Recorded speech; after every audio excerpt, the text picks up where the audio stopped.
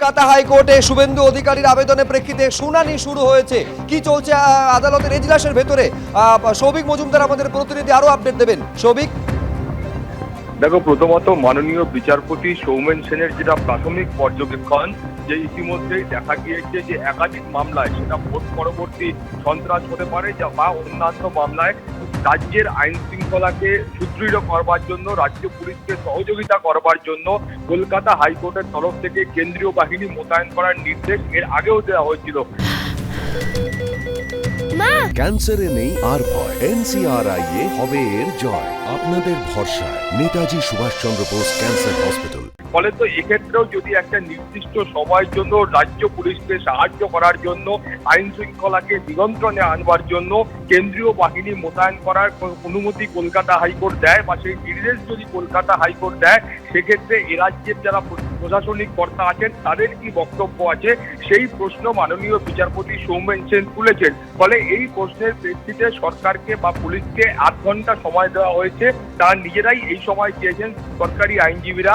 এই 8 ঘন্টা পরে তাদেরকে আবারও বিচারপতি সৌমেন সেনের এজলাসে ফিরে এসে বলতে হবে যে কলকাতা হাইকোর্টের তরফ থেকে প্রাথমিকভাবে যে প্রস্তাব দেওয়া হয়েছে বা যে প্রশ্ন করা হয়েছে, সেই প্রস্তাবের পক্ষে বা সেই প্রশ্নের পক্ষে তাদের কি বক্তব্য আছে সেটা তাদেরকে নির্দিষ্ট করে বলতে হবে।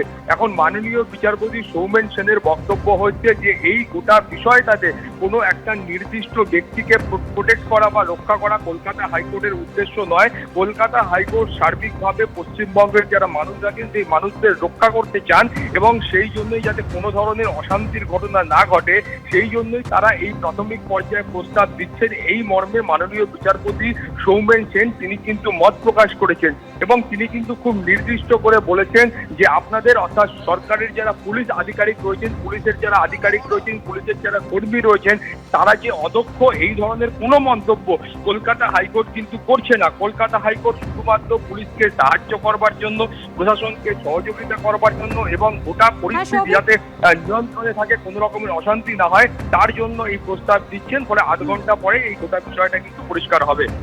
ধন্যবাদ সৌভিক। রাজ্যের বিভিন্ন জায়গায় হনুমান জয়ন্তী পালিত হলো। হনুমান জয়ন্তী উপলক্ষে রানাঘাটে মিছিল বিজেপির, যে মিছিলে রয়েছেন বিজেপি নেতা দিলীপ ঘোষ।